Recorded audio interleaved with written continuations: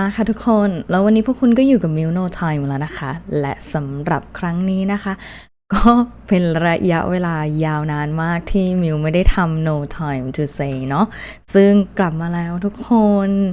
ก็ขอโทษจริงๆที่แบบว่าห่างหายไปนานนะคะแต่ในที่สุดก็ได้กลับมาทำอิโต้จุนจิอีกแล้วนะคะและในครั้งนี้นะคะมิวมีอีกตอนหนึ่งเลยนะที่แบบว่าอยากจะนำเสนอแล้วก็อยากที่จะเอามาพูดคุยกับทุกๆคนมากๆเลยนะคะแต่ว่าก่อนอื่นเลยก็อยากจะฝากทุกคนนะคะช่วยกันกดไลค์กด subscribe ให้กับมิวด้วยนะเพื่อเป็นกำลังใจที่ดีๆนะคะแล้วเดี๋ยวเราจะได้เติบโตไปพร้อมๆกันนะคะก็ไม่ให้เป็นการเสียเวลานะแล้วเดี๋ยวเราไปดูกันเลยดีกว่านะคะแล้วก็อีกอย่างหนึ่งนะคะก็อยากจะขอ trigger warning ไว้นิดนึงนะว่าตอนนี้จะเป็นตอนที่ค่อนข้าง sensitive นิดนึงมีหลายๆฉากเลยที่มีความสุ่มเสี่ยงนะอาจจะมีการเซ็นเซอร์หรือว่าตัดบางพาร์ทออกไปนะคะอันดับแรกเลยมิวก็จะมีการสปอยเนื้อหาของเรื่องราวในตอนนี้นิดนึงนะคะถ้าใครยังไม่เคยดูนะมิวแนะนำให้ไปดูก่อนก็ได้ก่อนที่จะมาดูคลิปของมิวนะคะซึ่งตอนนี้ก็ยังมีฉายอยู่ทางช่อง Netflix นะคะก็เดี๋ยวไปดูกันเลยดีกว่าค่ะตอนนี้นะคะมิวอยากหยิบยกเรื่องของตอนลูกโป่งหัวมนุษย์มาพูดคุยกันนะตอนที่มิวได้ดูก็รู้สึกว่าน่าสนใจแต่ว่าประเด็นที่จะหยิบยกมาพูดคุยมาวิเคราะห์กันนะคะมันก็จะค่อนข้างที่จะลึกแล้วก็ยากนิดนึงเปิดเรื่องมานะคะเขาก็ได้ฉายให้เห็นห้องหนึ่งเนาะแล้วก็มีเสียงที่ดังออกมาจากข้างนอกหน้าต่างนะคะร้องเรียกตัวนางเอกนะคะซึ่งนางเอกเนี่ยชื่อว่าคาสึโกะนะว่าแบบว่าให้เปิดหน้าต่างได้แล้วนะคะเราก็ยังไม่ได้รู้เนาะว่าแบบเรื่องราวที่แท้จริงมันเป็นยังไงแต่ว่ามีเสียงร้องเรียกออกมาจากทางด้านนอกนะคะแล้วเขาก็ตัดภาพไปพยายามที่จะเล่าเรื่องราวแบบแฟลชแบ็กนะคะเมื่อ1 เดือนก่อนหน้านี้ว่าเกิดอะไรขึ้นนะก็มีการประกาศข่าวนะคะยิ่งใหญ่มากเลยว่าเนี่ยได้มีเหตุการณ์การฆ่าตัวตายนะคะของไอดอลหญิงท่านหนึ่งนะที่เป็นคนที่มีชื่อเสียงโด่งดังมากนะชื่อฟูจิโนะเทรุมินะคะแล้วเราจะเห็นได้ว่ามีผู้คนนะคะมายืนไว้อาลัยนะคะตรงบริเวณสถานที่ที่มีการผูกคอของไอดอลสาวท่านนั้นนะคะซึ่งเขาได้รายงานว่าไอดอลสาวเนี่ยมีการผูกเชือกที่คอนะคะไว้กับสายไฟที่อยู่ข้างหน้าต่างอพาร์ตเมนต์ของตัวเองเนาะซึ่งไอดอลสาวคนนั้นนะคะก็มีรูปร่างหน้าตาที่น่ารักเนาะแล้วก็เป็นที่รู้จักมีชื่อเสียงโด่งดังมากนะในแวดวงในวงการนี้แล้วก็มีแฟนคลับเยอะมากมายนะคะแล้วเขาก็ได้บอกอีกว่าการตายของไอดอลสาวท่านนี้นะคะก็ไม่รู้ว่าเกิดจากสาเหตุอะไรยังไม่พบจดหมายลาตายว่ามีการเขียนเหตุผลในการจากไปอย่างไรนะคะหลังจากที่ได้รับข่าวว่าไอดอลสาวท่านนั้นเสียชีวิตนะคะก็มีการร้องไห้เสียอกเสียใจนะคะเนื่องจากว่าไอดอลสาวท่านนั้นเนี่ยเป็นเพื่อนของนางเอกนะคะแล้วทีนี้เขาก็ได้มีการจัดงานไว้อาลัยงานศพของไอดอลสาวเนาะเราจะเห็นได้ว่ามีผู้คนนะคะมากันอย่างคับคั่งเลยเพราะว่าด้วยความที่เขามีชื่อเสียงเนาะมันก็เลยเป็นการ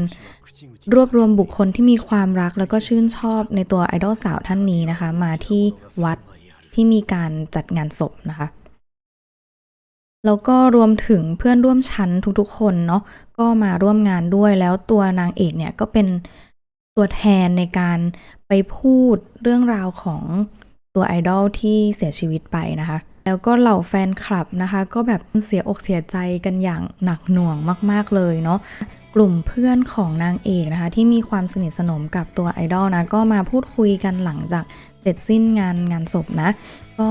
หลายๆคนก็ยังมีความเสียใจอย่างมากๆอยู่ที่เพื่อนของตัวเองเนี่ยเสียชีวิตไปเนาะก็ได้มาถามไถ่ว่าเป็นยังไงบ้างสามารถทำใจได้บ้างหรือยังนะแล้วทีนี้ไม่ไกลจากตรงตำแหน่งนั้นนะคะเขาก็เห็นเพื่อนร่วมชั้นอีกคนนึงค่ะที่เป็นผู้ชายนะชื่อชิราอิชิคุงนะกำลังเหมือนแบบมีปากเสียงอยู่กับใครสักคนอยู่นะแล้วเราก็เห็นได้ว่านะคะชิราอิชิคุงเนี่ยก็กำลังถูกต่อว่าจากกลุ่มแฟนคลับกลุ่มหนึ่งอยู่นะคะที่แบบว่าเรื่องที่อาจจะเป็นสาเหตุที่ทำให้ไอดอลสาวเนี่ยฆ่าตัวตายแล้วก็เสียชีวิตลงนะแล้วเขาก็ได้เผยให้เห็นว่า ชิราอิชิเนี่ยเป็นแฟนที่แท้จริงเป็นแฟนหนุ่มของเทรุมิก็คือไอดอลสาวท่านนั้นนะก็เกิดความไม่พอใจว่าเนี่ยด้วยความที่เธอเป็นแฟนของไอดอลเนี่ยเธอจะต้องไปทำอะไรให้เขารู้สึกไม่ดีจนเกิดการตัดสินใจที่จะฆ่าตัวตายแน่ๆเลยแล้วเขาก็มารุมต่อว่านะคะแล้วก็เกิดมีปากเสียงกันมีการทำร้ายร่างกายกันเหล่าแฟนคลับนะคะเขาก็โบยความผิดทุกอย่างให้กับผู้ชายคนนี้นะกระทั่งนะคะกลุ่มของนางเอกเนี่ยก็ได้เข้ามาช่วยนะว่าแบบว่ามันไม่ใช่แบบนั้นนะหยุดทำอะไรแบบนี้ได้แล้วมันไม่ใช่ความผิดของชิราอิชิคุงจนเหล่าแฟนคลับนะคะก็ได้จากไปนะเขาก็มาปลอบใจตัวแฟนหนุ่มของไอดอลสาวนะว่าเนี่ยมันไม่ใช่แบบนั้นหรอกเธอมันไม่ใช่ต้นเหตุซะหน่อยอะไรเงี้ยแต่ว่าตัวชิราอิชิคุงเนี่ยเขาก็รู้สึกผิดอยู่ในใจนะรู้สึกผิดอยู่เต็มอกซึ่งแท้จริงแล้วเราก็ยังไม่รู้นะว่าสาเหตุจริงๆคืออะไรนะคะแต่ว่าตัวแฟนหนุ่มเนี่ยเขารู้สึกว่าเขาอาจจะมีส่วนแล้วก็เป็นสาเหตุเป็นต้นเหตุที่ทำให้ไอดอลสาวเนี่ยจบชีวิตลงนะแล้วก็รู้สึกว่าทำให้เขาทุกข์ใจจนตัดสินใจแบบนั้นแน่ๆเลยแล้วทีนี้นางเอกนะคะก็ได้พูดเตือนสติเนาะว่าแบบว่าไอดอลสาวท่านนั้นเนี่ยเขาไม่ใช่คนที่จะแบบคิดฆ่าตัวตายด้วยเรื่องอะไรแบบนี้ง่ายๆซะหน่อยนะอย่าไปคิดแบบนั้นก็พยายามทำให้ตัวแฟนหนุ่มของไอดอลสาวนะเขาสบายใจขึ้นนะคะแล้วทีนี้เขาก็ตัดภาพมาเป็นเมื่อ2 สัปดาห์ที่แล้วนะเริ่มขยับเข้ามาใกล้กับปัจจุบันมากขึ้นเรื่อยๆแล้วนะคะหลังจากนั้นนะคะก็ได้มีการรายงานข่าวเรื่อยๆนะเรื่องเกี่ยวกับการจากไปของไอดอลท่านนี้นะคะเขาก็นำมาพูดคุยนะคะว่าเนี่ยหลังจากที่เกิดเหตุการณ์นั้นนะคะปัจจุบันเนี่ยก็ได้พบกับปัญหาที่ว่ามีคนอีกมากมายนะคะที่ได้ทำการผูกคอตายที่มีลักษณะคล้ายๆกันกับที่เกิดขึ้นกับไอดอลนะคะแล้วผู้ประกาศข่าวคนนี้นะคะก็ได้รายงานขึ้นมาอีกว่าเนี่ยมีพยานผู้พบเห็นมากมายเลยที่แบบว่าเห็นวิญญาณของเทรุมิหรือว่าไอดอลสาวนะคะลอยไปมาเต็มไปหมดแล้วเขาก็มาสัมภาษณ์นะคะว่ามันเป็นยังไงลักษณะเป็นอย่างไรนะคะเขาก็ได้บอกว่าเนี่ย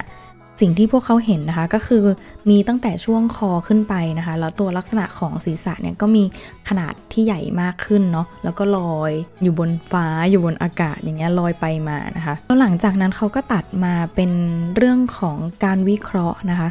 ว่าเกิดอะไรขึ้นทำไมสถานการณ์หรือว่าเหตุการณ์แบบนี้มันได้เกิดขึ้นในปัจจุบันนะเขาก็มีการพูดคุยกับผู้เชี่ยวชาญทางด้านจิตวิทยาเนาะเขาก็ได้อธิบายไว้ว่าคนเหล่านั้นนะคะเผชิญกับสภาพจิตใจที่ไม่มั่นคงอย่างรุนแรงนะคะมันก็เลยทำให้เกิดการตัดสินใจหรือว่าการทำพฤติกรรมแบบนั้นขึ้นมานะแล้วเขาก็ยังได้อธิบายอีกนะคะว่าความเสียใจจากการสูญเสียไอดอลอย่างรุนแรงเนี่ยมันทำให้เกิดเหตุการณ์เห็นภาพหลอนอย่างเป็นวงกว้างนั่นหมายความว่าไม่ใช่แค่1 คนหรือ2 คนแต่เมื่อมีการแบบพูดต่อกันไปเนี่ยก็ทำให้หลายๆคนเนี่ยเขามีไอเดียหรือว่ามีความคิดที่คล้ายๆกันเนื่องจากความเสียใจหรือว่าเนื่องจากการสูญเสียคนที่ตัวเองรักไปนะคะแล้วเขาก็ฉายให้เห็นภาพจำลองของเหตุการณ์ที่เขาได้พบเห็นศีรษะของไอดอลสาวที่ลอยไปมานะเราจะเห็นได้ว่าในรูปภาพนะคะก็มีศีรษะของไอดอลนะลอยแค่ศีรษะเท่านั้นด้วยแล้วลักษณะของศีรษะก็คือใหญ่โตมากนะคะแล้วเรื่องนี้นะคะก็เป็นที่พูดถึงอย่างหนาหูเลยภายในโรงเรียนเนาะนางเอกเนี่ยมาที่โรงเรียนก็ได้ยินแต่เรื่องราวนี้เรื่องราวของผีของ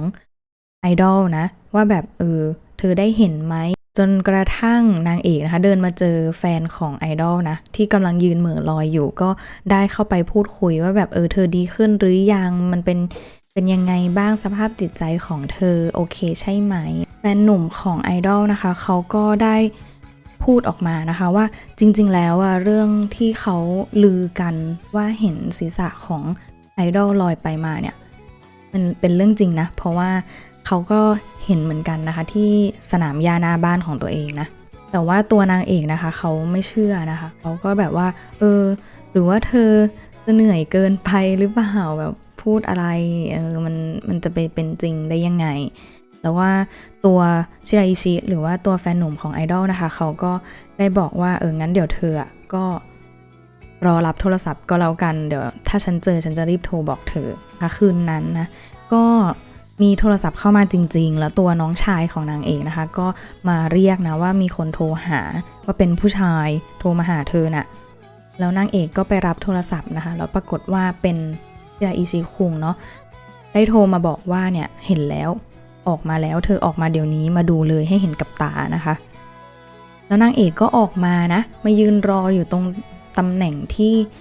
ชิราอิชิคุงได้นัดหมายไว้ได้บอกไว้ว่าเห็นบริเวณนี้นะคะแล้วในที่สุดนะคะนางเอกก็ได้เห็นจริงๆว่ามีศีรษะของไอดอลสาวนะลอยอยู่นะคะเราจะเห็นลักษณะของศีรษะที่ขาดเป็นวิ่นแบบนี้นะคะลอยอยู่แบบนี้เลยแล้วนางก็ตกใจมากว่าไม่คิดว่ามันจะเป็นจริงไม่คิดว่าจะมีจริงๆแล้วลักษณะศีรษะของไอดอลเนี่ยก็ใหญ่โตอย่างที่ออกข่าวขึ้นมาจริงๆนะคะแล้วทีนี้เธอก็เดินตามเสียงไปจนเห็นว่าตัวชิราอิชิเนี่ยก็กำลังปีนต้นไม้เพื่อที่จะไปคว้า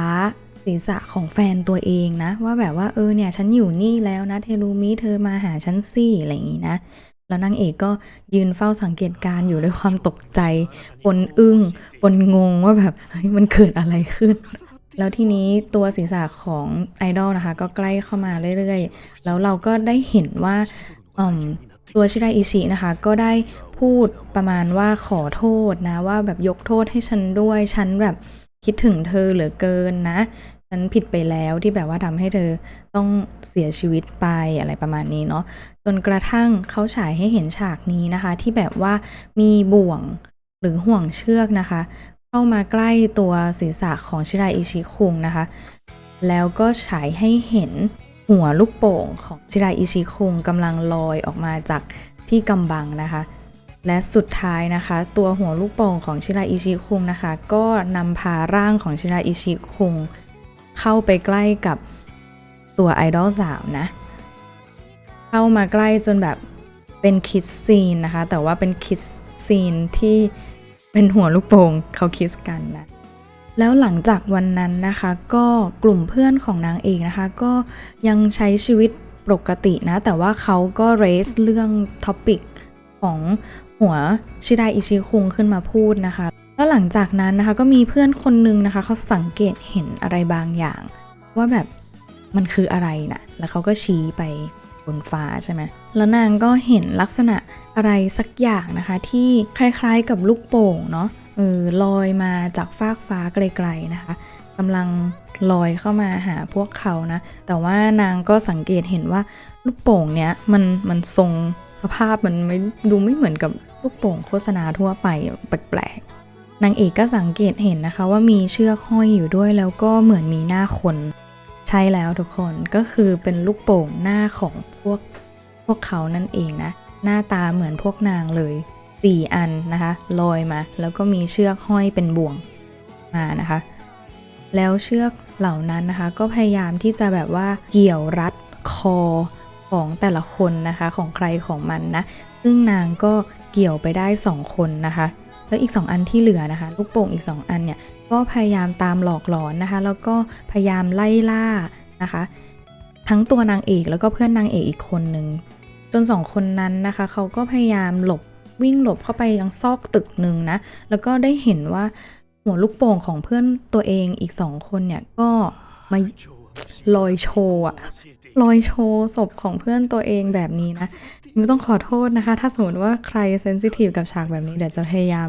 ทำให้มันบางแล้วก็เจือจางลงให้ได้มากที่สุดนะเพราะว่าส่วนตัวของมิวเองก็มิวไม่ได้ชอบฉากประมาณนี้อยู่แล้วนะคะและทีนี้นางก็ตั้งคำถามอะค่ะว่าทำไมมันถึงเกิดเหตุการณ์แบบนี้ขึ้นมานะพวกเขาเนี่ยไม่เคยได้ทำอะไรที่ไม่ดีเลยนะทำไมอยู่ๆมันเกิดเหตุการณ์ที่มีลูกโป่งมาตามไล่ล่าแล้วก็พยายามที่จะพาร่างที่แท้จริงของตัวเองไปแล้วทีนี้นะคะหลังจากที่แบบว่าตกใจกันอยู่พักนึงเลยนะก็จะมีผู้เช่าตึกที่เขาอาศัยอยู่แถวๆนั้นนะคะเปิดมาดูว่ามันเกิดเหตุการณ์อะไรขึ้นนะแล้ว2 คนนี้เขาก็ขอความช่วยเหลือเนาะว่าแบบว่าช่วยด้วยลูกโป่ง2 อันนั้นเนี่ยพยายามที่จะตามไล่ล่าแล้วก็พยายามจะพรากชีวิตของพวกเขาไปนะคะแล้วผู้ชายที่เพิ่งออกมาดูนะคะเขาก็หยิบปืนเขาเรียกอะไรอะ ปืนไม่ใช่ปืนลูกซองมันเป็นปืนคล้ายๆไม้สักอย่างเป็นปืนโอเคละกันนะแล้วก็ยิงเจาะเข้าไปที่แก้มของลูกโป่งที่เป็นหน้าของเพื่อนนะคะแล้วลูกโป่งของเพื่อนก็หน้ายู่ฟีบเพราะว่าโดนเจาะเป็นรูเนาะพอโดนเจาะเป็นรูลมมันก็หายไปแล้วลูกโป่งนี้มันก็แบบลงไม่สามารถที่จะมาตามล่าได้แล้วตัวนางเอกนะก็แบบว่าอุ๊ยทำลายได้จริงๆด้วยอะไรอย่างเงี้ยแบบมันสำเร็จด้วยแต่ปรากฏว่าพอหันหน้าไปดูเพื่อนนะคะ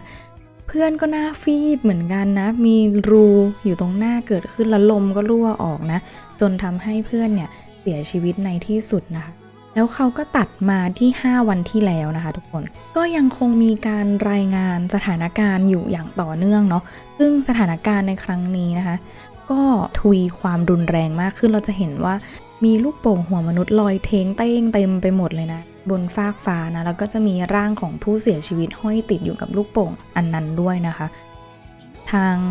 สำนักข่าวเนี่ยเขาก็ได้แนะนำว่าเนี่ยมันเกิดเหตุการณ์แบบนี้ให้หลีกเลี่ยงการออกไปจาก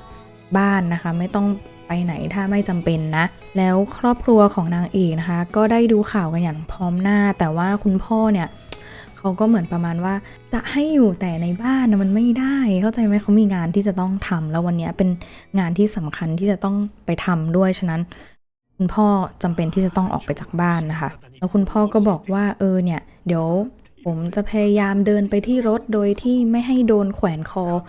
นะแล้วก็มันต้องไม่เป็นอะไรแน่นอนให้คุณแม่เนี่ยเตรียมทำกับข้าวรอไว้ที่บ้านเลยเดี๋ยวจะกลับมากินตอนเย็นนะคะเหมือนเป็นการพูดปลอบใจคนในบ้านด้วยแล้วก็เขามั่นใจว่าวิธีการของเขาเนี่ยมันจะต้องโอเคแล้วคุณพ่อก็ยกมือขึ้นมานะคะปิดบริเวณลำคอเพื่อที่จะไม่ให้บ่วงเชือกนั้นน่ะมารัดคอของตัวเองได้นะคะแล้วก็วิ่งเลยจ้าแต่ว่ามันก็ไม่เป็นผลนะบ่วงนั้นน่ะต่อให้ไม่สามารถที่จะรัดคอได้เขาก็รัดเข้าที่ตัวของคุณพ่อนะแล้วก็ทำให้คุณพ่อเนี่ยเสียชีวิตนะโดนลอยเป็นอีกหนึ่งคนที่โดนผูกคอแล้วก็ลอยเทงเต้งอยู่บนอากาศนะคะเรื่องราวการตายของคุณพ่อการเสียชีวิตของคุณพ่อครั้งนี้ก็ทำให้เกิดความเศร้าเสียใจกับทุกคนในบ้านนะในครอบครัวแล้วน้องชายเนี่ยก็เหมือนจะแก้ไขยังไงถ้าจะให้อยู่แต่ในบ้านเนี่ยไม่ออกไปข้างนอกหาข้าวหาน้ำกินทุกคนก็จะได้อดตายกันอยู่ในนี้แน่นอนนะมันเป็นแบบนั้นไม่ได้อยู่แล้วนะคะนั้นเดี๋ยวน้องชายเขาจะหาวิธีที่จะออกไปจากที่บ้านไปหาข้าวหาน้ำนะแล้วน้องชายก็หยิบล่มไปนะคะเหมือนเป็นอีก strategy หนึ่งเป็นอีกวิธีการหนึ่งที่จะทำให้ฝ่าฟันหัวลูกโป่งของตัวเองไปนะแล้วเขาก็ให้คำมั่นสัญญากับพี่สาวแล้วก็คุณแม่นะว่าเดี๋ยวจะเอาอาหารกลับมาให้รออยู่ที่นี่แล้วนางก็ไปเลยจ้าใช้ล่มนะคะในการพันบ่วงนี้นะแล้วตัวเองก็หลบหลีกแล้วก็ออกไปจากบ้านแต่ว่าน้องชายก็หายออกไปจากบ้านเป็นระยะเวลาหลายวันอยู่นะคะ 2-3 วันแล้วเขาก็ตัดมาเป็นเมื่อ3วันที่แล้วนะคะคุณแม่นะคะก็เหมือนแบบสภาพจิตใจไม่ได้แล้วเหมือนเป็นคนที่หมดอะไรตายอยากแล้วค่ะก็ตัดสินใจเดินเปิดประตูนะคะแล้วก็เดินออกไปจากบ้านนะคะเหมือนหมดสิ้นแทบจะทุกอย่างแล้วต่อให้ลูกสาวจะห้ามมากแค่ไหนว่าอย่าไปอย่าทำคุณแม่ก็ไม่ได้ฟังไม่ได้สนนะคะแล้วคุณแม่ก็โดนบ่วงคอของตัวเองนะคะรัดเสียชีวิตไปอีกคนนะแล้วเขาก็ตัดมาเป็นปัจจุบันวันนี้นะคะเรามาดูกันว่าเกิดอะไรขึ้นภายในบ้านก็จะเหลือแค่นางเอกอยู่เพียงผู้เดียวแล้วตอนนี้เพราะว่าทุกคนพ่อเสียแม่เสียน้องออกไปยังไม่กลับมานะไม่รู้ว่าเป็นตายร้ายดียังไงแล้วก็อยู่ที่บ้านคนเดียวสภาพจิตใจก็ย่ำแย่ร้องห่มร้องไห้จนกระทั่งได้ยินเสียงจากข้างนอกหน้าต่างนะคะว่ามีคนร้องเรียกว่าพี่อยู่ข้างในหรือเปล่าซึ่งมันเป็นเสียงของน้องชายของเขานะคะแล้วนางเอกก็ลุกขึ้นมานะคะลังเลใจอยู่สักแป๊บหนึ่งว่าใช่น้องชายของตัวเองไหมรอดกลับมาได้จริงๆหรออะไรเงี้ยเพราะว่านางเห็นใช่ไหมว่าน้องชายเนี่ยสามารถใช้ร่มในการแบบเป็นแท็กติกที่จะทำให้ตัวเองไม่ถูกรัดคอนะก็เลยคิดว่าหรือว่าเป็นน้องชายที่แท้น้องชายก็ตอบกลับมานะคะว่าขอโทษที่กลับมาช้านะแม่ไม่เป็นไรใช่ไหมเป็นการแสดงความห่วงใยว่าเนี่ย ก่อนที่เขาจะไปยังเหลือแม่กับพี่ใช่ไหมล่ะแต่ว่าพี่เขาก็บอกว่าไม่แม่ตายแล้วแม่เสียชีวิตแล้วก็ยิ่งเสียใจเข้าไปใหญ่แล้วนางก็รู้สึกว่ามีความหวังอะค่ะว่าแบบว่าเหลือน้องชายอยู่คนถ้าน้องชายกลับมาจริงๆก็มันก็ต้องอยู่ด้วยกัน2คนใช่ไหมเพราะเหลือกันอยู่2คนแล้วนางก็ตัดสินใจเปิดหน้าต่างให้น้องชายเข้ามาแต่ปรากฏว่าหลังจากที่เปิดหน้าต่างนะคะเขาก็เห็นว่าน้องชายเนี่ยจริงๆแล้วก็คือโดนรัดคอไปแล้วนะคะเสียชีวิตไปแล้วอีกคนหนึ่งนะแล้วการที่มาร้องเรียกให้เปิดหน้าต่างเนี่ยมันคือเทคนิคในการหลอกล่อให้นางเอกในที่สุดก็ต้องออกมานะเผชิญกับความจริงนะคะแล้วหัวลูกโป่งของตัวเองนะคะก็ออกมาแล้วก็หยิบยื่นบ่วงที่กำลังจะรัดคอให้กับนางแล้วอนิเมะตอนนี้ก็จบแต่เพียงเท่านี้ค่ะเนื้อหาน่าสนใจมากๆแล้วก็ค่อนข้างที่จะดีฟนะมิวเตือน trigger warning ไว้ตั้งแต่ต้นคลิปเนาะถ้ามีเนื้อหาอะไรที่สะเทือนใจมีความเซนซิทีฟกับใครที่กำลังดูอยู่นะคะมิวแนะนำให้ดูอย่างมีวิจารณญาณนะคะเพราะว่าค่อนข้างที่จะเป็นประเด็นที่น่าสนใจแล้วก็เป็นประเด็นที่ใหญ่ทีนี้ก็จะเข้าสู่ช่วงการวิเคราะห์นะซึ่งเนื้อหาเนี่ยเดี๋ยวมิวจะค่อยๆทยอยพูดแล้วก็แบ่งเป็นประเด็นที่สำคัญไปนะคะเป็นทีละอันละกันนะซึ่งจากที่เรารู้เนาะว่ามันมีข่าวเรื่องของการผูกคอตายของไอดอลสาวนะแต่ว่าแท้จริงแล้วว่าตัวเนื้อเรื่องเนี่ยเขาก็เฉลยออกมานะว่ามันคือลูกโป่งหัวมนุษย์ใช่ไหมคะที่มีบ่วงออกมาเพื่อพยายามที่จะรัดคอไปซึ่งจริงๆแล้วอาจจะไม่ได้เกิดเหตุการณ์ที่เขาฆ่าตัวตายจริงๆก็ได้แต่ว่าเป็นการที่ถูกหลอกล่อโดยลูกโป่งหัวมนุษย์ของตัวเองให้มีการรัดคอเสียชีวิตไปเพราะว่าเขาแจ้งว่าศพของไอดอลสาวค่ะเขามาผูกติดอยู่กับสายไฟตรงนี้ซึ่งมันเป็นไปได้ยากมากเลยนะที่จะแบบว่าตัวเองอาจจะยื่นเชือกมาแล้วก็มายืนผูกคออยู่ตรงนี้ค่ะทุกคนมันก็อาจจะกลายเป็นว่านั่นแหละโดนลูกโป่งแล้วก็ไปเกี่ยวเข้ากับตรงนี้จนทำให้หัวลูกโป่งตรงบริเวณคอเนี่ยขาดออกจากเชือกแล้วตัวเชือกกับตัวไอดอลเนี่ยก็ผูกติดมาตรงนี้แต่มิวมองว่าเขาอาจจะไม่ได้ตัดสินใจหรือว่าตั้งใจที่จะมาแขวนตัวเองอยู่กับสายไฟตรงนี้เพื่อที่จะฆ่าตัวตายหรือว่าเสียชีวิตนะแต่ว่ามันอาจจะมีประเด็นอะไรสักอย่างนึงซึ่งเดี๋ยวมิวกำลังจะอธิบายในถัดไปนะคะซึ่งหลังจากที่หลายๆคนได้รับรู้ว่ามีการเสียชีวิตของคนที่ตัวเองรักนะคะ1 คนเลยที่ได้รับผลกระทบหนักมากก็คือตัวแฟนหนุ่มนะคะซึ่งหลังจากที่เขารับรู้เรื่องราวนะเขาก็มีความเสียใจแล้วใช่ไหมแล้วยังไม่พอเขายังโดนโบยความผิดทุกอย่างที่ว่าอาจจะเป็นสาเหตุที่ทำให้ไอดอลสาวเนี่ยตัดสินใจฆ่าตัวตายมาซึ่งเขาก็รู้สึกผิดอยู่ในใจอยู่แล้วนะที่แบบว่าไม่สามารถที่จะยับยั้งการตายของแฟนตัวเองได้แล้วยังจะมาโดนต่อว่าอีกว่าเนี่ยเธอนี่จะต้องเป็นสาเหตุต้องเป็นต้นเหตุทำให้ไอดอลเนี่ยตัดสินใจแน่ๆเลยเขาก็ยิ่งรู้สึกผิดอยู่ในใจมากขึ้นไปอีกเลยนะคะซึ่งเราก็จะเห็นได้ว่าเขาเนี่ยก็ตัดสินใจยอมรับสิ่งที่กำลังจะตามมาทั้งหมดเลยนะเพื่อที่จะให้ตัวเองเนี่ยรู้สึกผิดน้อยลงแล้วก็ได้ไปอยู่ใกล้ชิดกับคนที่ตัวเองรักแม้ว่าคนที่ตัวเองรักจะตายไปแล้วใช่ไหมโอเคงั้นฉันยอมที่จะไปอยู่กับเธอโดยที่ไม่มีชีวิตเหมือนกันนะคะซึ่งลักษณะของลูกโป่งหัวมนุษย์เนี่ยค่ะมันเป็นซิมโบลอย่างหนึ่งที่มิวคิดว่าเขาพยายามที่จะสื่อสารออกมาว่าสิ่งเนี่ยมันน่าจะเป็นลักษณะคล้ายๆกับสัญลักษณ์ของความเครียดที่สามารถที่จะทริกเกอร์ทำให้คนคนหนึ่งเนี่ยตัดสินใจทำอะไรบางอย่างที่เหนือความคาดหมายของเราไปได้อย่างเช่นเรื่องของการเสียชีวิตหรือว่าการจากไปจากโลกใบนี้นะคะซึ่งเราจะเห็นได้ว่าคนแรกเลยที่มีการถูกทริกเกอร์โดยความเครียดก็คือตัวไอดอลสาวเนาะซึ่งเขาถูกทริกเกอร์โดยความเครียดจากการหรือว่าจากอะไรก็แล้วแต่แล้วลูกโป่งอันนี้มันก็ปรากฏขึ้นทำให้เขาเนี่ยอยู่กึ่งกลางระหว่างการตัดสินใจว่าจะมีชีวิตต่อหรือว่าจะจากไปแล้วเขาก็ตัดสินใจที่จะโอเคจากไปเพราะว่าความเครียด2คือตัวแฟนหนุ่มใช่ไหมคะที่เกิดจากความเครียดหลายๆทางแฟนตายตัวเองถูก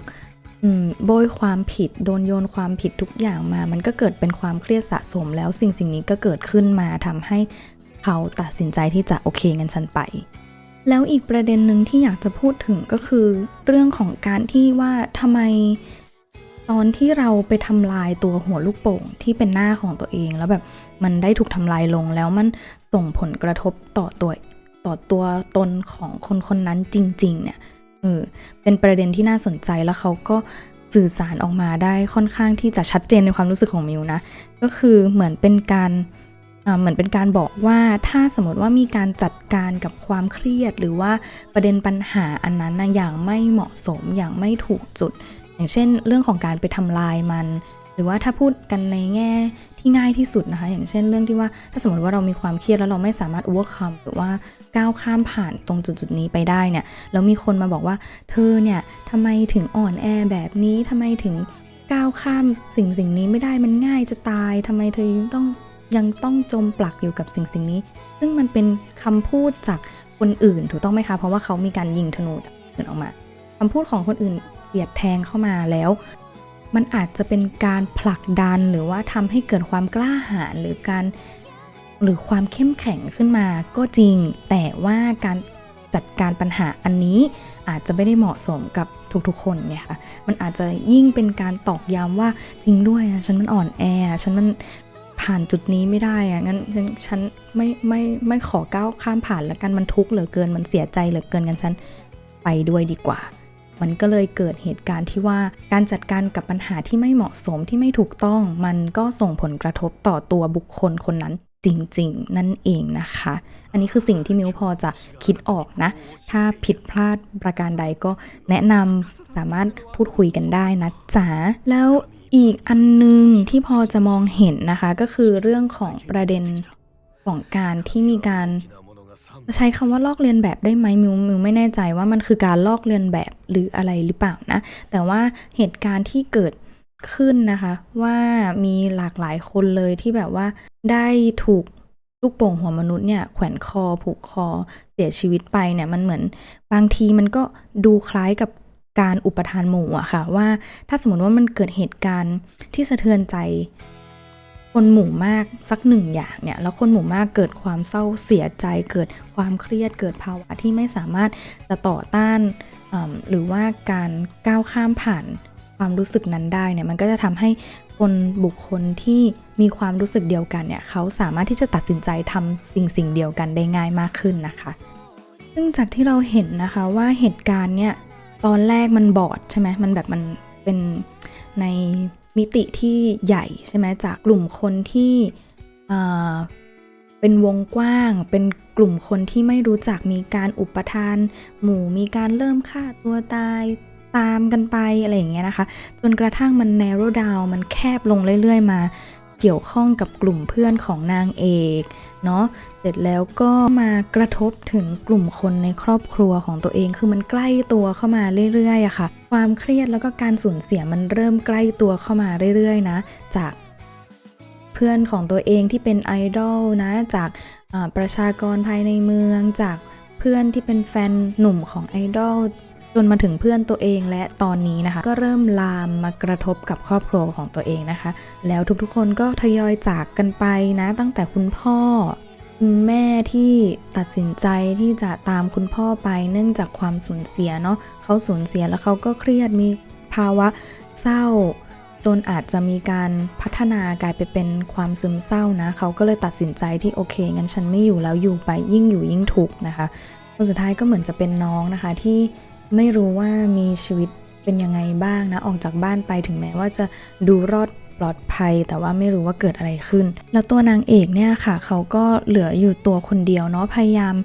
ทำอย่างดีที่สุดเพื่อที่จะต่อสู้กับความเศร้าความสูญเสียต่างๆที่มันเริ่มใกล้ตัวเข้ามาเรื่อยๆนะคะจนกระทั่งนะคะเขาได้ยินเสียงของน้องชายตัวเองที่เหมือนเป็นความหวังสุดท้ายอะค่ะว่าจะยังหลงเหลือบุคคลคนนี้อยู่นะอยู่กับตัวเขานะเขาก็เลยทำให้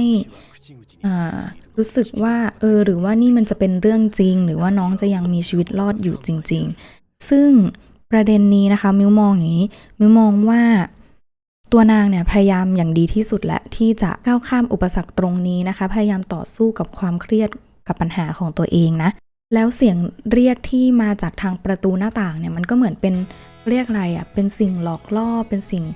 เย้ายวนใจให้ว่าอยู่ต่อไปแล้วมันจะยังไงต่อมันมีแต่ความทุกข์มีแต่ความเครียดสะสมที่ว่าน้องจะยังรอดไหมพ่อก็ตายแม่ก็ตายเนี่ยถ้าไม่งั้นแบบว่าเปิดเพื่อมาเผชิญกับสิ่งที่มันง่ายกว่านี้ดีกว่าไหมอะไรอย่างนี้นะคะซึ่งสุดท้ายแล้วนะคะนางก็ได้ค้นพบว่าความจริงแล้วอะความเศร้าความทุกข์นั้นนะมันไม่ได้หายไปนะแล้วตอนจบของอนิเมะตรงนี้นะคะเขาก็ฉายให้เห็นว่านางอะยืนอยู่ระหว่างความเป็นความตายเนาะถ้าสมมุติว่านางตัดสินใจปิดประตูเพื่อที่จะให้ตัวเองพยายามหลุดพ้นก็อาจจะรอดหรือว่าการตัดสินใจของนางถัดจากนี้ไปอาจจะถูกบ่วงของความผิดหวังความเศร้าความไม่สำเร็จความที่ผิดหวังซ้ำแล้วซ้ำเล่าเนี่ยพรากชีวิตของตัวเองไปอันนี้เราไม่สามารถทราบได้เขาก็ทิ้งปมตรงนี้ไว้ให้เราคิดต่อนะคะว่ามันจะออกมาเป็นประมาณไหนแต่ทั้งนี้ทั้งนั้นนะคะในเรื่องของประเด็นนี้ในตอนอนิเมะอันนี้นะค่อนข้างที่จะดีฟแล้วก็ลึกมากๆเลยมิวใช้เวลาในการวิเคราะห์ค่อนข้างนานซึ่งมิวก็ไม่แน่ใจว่า อาจารย์อิโต้เนี่ยเขาตั้งใจที่จะแบบว่าสื่อสารมาประมาณนี้หรือเปล่าเขาจริงๆเขาอาจจะแบบว่าไม่ฉันแค่ต้องการให้มันน่ากลัวเฉยๆพวกเธอนะคิดไปเอง ถ้าเป็นอย่างนั้นมิวก็ต้องขอโทษด้วยนะคะ เพราะว่าเรามันเป็นคนคิดมากที่ไม่ค่อยมีเวลาแต่ว่าคิดมากนะแล้วก็อีกสิ่งหนึ่งที่มิวอยากจะบอกเป็นสารสื่อไปเรื่อยๆนะด้วยความที่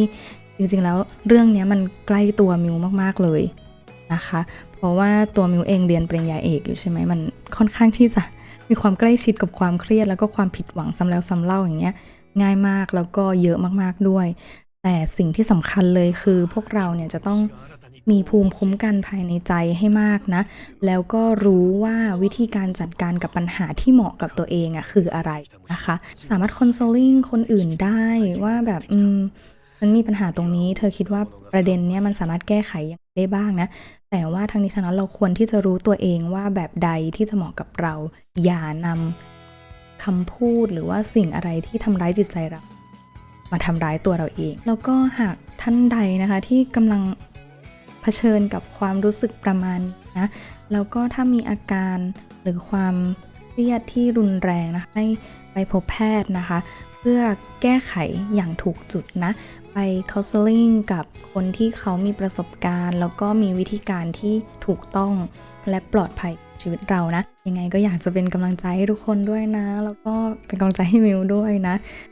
ก็สำหรับอนิเมะครั้งนี้นะคะก็สนุกมากๆเลยแล้วก็มีมิติของเรื่องให้ได้คบคิดกันอย่างมากมายนะดูแลตัวเองด้วยนะแล้วก็เดี๋ยวไว้เจอกันก็ถ้าหากว่าคุณเป็นคนที่ไม่มีเวลาเหมือนพวกเราคือเพื่อนกันค่ะ